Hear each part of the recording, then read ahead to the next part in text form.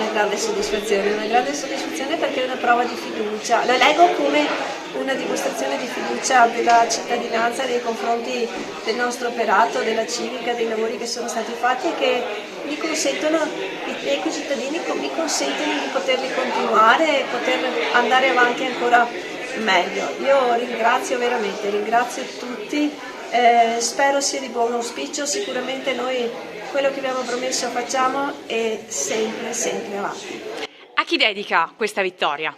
Ma io la dedico veramente a tutti noi, la dedico a chi ha lavorato tanto, alla civica, siamo un gruppo molto grande in realtà che si è mosso in maniera forte e decisa su tutto il territorio, la dedico a tutto il mio paese che rappresenta per me la mia forza e se posso la dedico ai bambini più piccoli.